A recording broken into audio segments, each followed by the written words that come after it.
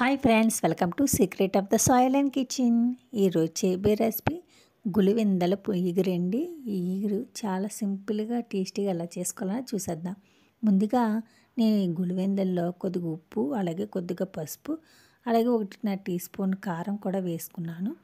అలాగే ఇందులో 1.5 tea spoon అల్లం వెల్లుల్లి, అలాగే ధనియాలు, జీలకర్ర, లవంగ, చెక్క, మొగ్గ ఇవన్నీ కలిపి పేస్ట్ చేసుకున్నాను. ఇవన్నీ కూడా మొత్తం చేపలు మొత్తాన్నిటికి మసాలా పట్టించుకోవాలండి. ఇలా మొత్తం చేపలన్నీ మసాలా పట్టించేసి ఒక్క 15 మినిట్స్ పక్కన పెట్టుకుంటే ముక్కలన్నిటికి బాగా పడుతుంది. అలాగే చాలా టేస్టీగా కూడా ఉంటుంది. అలాగే నేను పొయ్యి మీద పెనం పెట్టుకొని అందులో ఒక 4 ఉల్లిపాయలు, ఒక 4-5 పచ్చిమిరకాయలు, కొద్దిగా కరివేపాకు కలిపి మొత్తం ఒకసారి వేసేసుకుంటున్నాను. ఇలా వేసుకుని గోల్డ్ కలర్ వచ్చే వరకు కూడా ఫ్రై చేసుకోవాలి.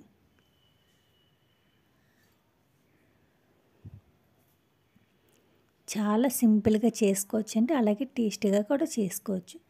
చూసారు కదండి, కొద్దిగా లైట్గా ఫ్రై అయింది, ఇంకా కొద్దిగా లైట్గా ఫ్రై అవ్వాలన్నమాట. చూసారు కదా, ఇలా కొద్దిగా ఫ్రై అయిన తర్వాత ఇందులోని ఇందాక అల్లం వెల్లుల్లి పేస్ట్ వేసుకున్నాం కదా, మసాలాలన్నీ కలిపి మిక్స్ చేసింది ఇందులో ఇంకొక 1/2 టీ స్పూన్ వేసుకోవాలి. ఈ ఆయిల్లో ఫ్రై అయితే చాలా బాగుంటుంది, అందుకని ఒక 1/2 టీ స్పూన్ వేసుకున్నాను.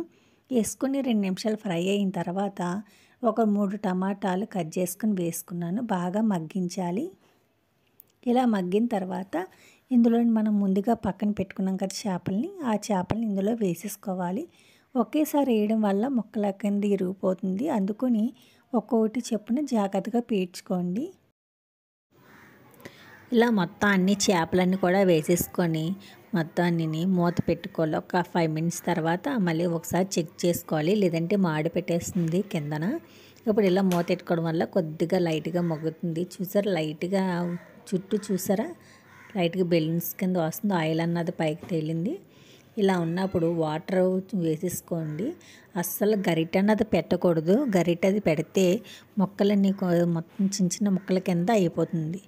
అందుకని ఒక్కసారి అలా మూత ఇలా కదపండి, మొత్తం గిన్నె దాకంతా పట్టుకుని ఇలా కుదపండి సరిపోతుంది. వాటర్ వేసేసిన తర్వాత మూత పెట్టేసుకున్నాను. మూత పెట్టుకుని ఒకసారి చెక్ చేసుకుంటున్నాను అనమాట. చూసారు కదా, ఇలా దగ్గరికి అయిన తర్వాత ఇప్పుడు ఇందులో నేను కొబ్బరి చెక్క సకానికి తీసుకొని పేస్ట్ చేసుకొని ఇందులో వేసుకుంటున్నాను. ఈ పేస్ట్ వేసుకోవడం వల్ల మంచి టేస్ట్ అన్నది వస్తుంది. వేసుకున్న తర్వాత ఒక్కసారి ఇలా కలపండి సరిపోతుంది, గరిటె పెట్టకుండా కలపాలి. ఇలా కలుపుకున్న తర్వాత ఒక్క 5 మినిట్స్ మాత్రమే ఉంచుకోవాలి. ఎక్కువసేపు అంటే మొత్తం అంతా కూడా ముక్కల కింద ఇరిగిపోయి బాగా విడిపోతుంది.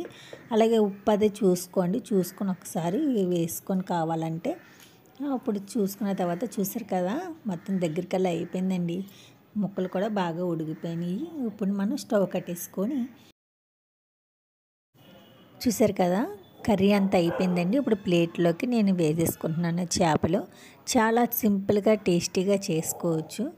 చూసారు కదా, అయిపోయిందండి, గులివెందుల కర్రీ రెడీ.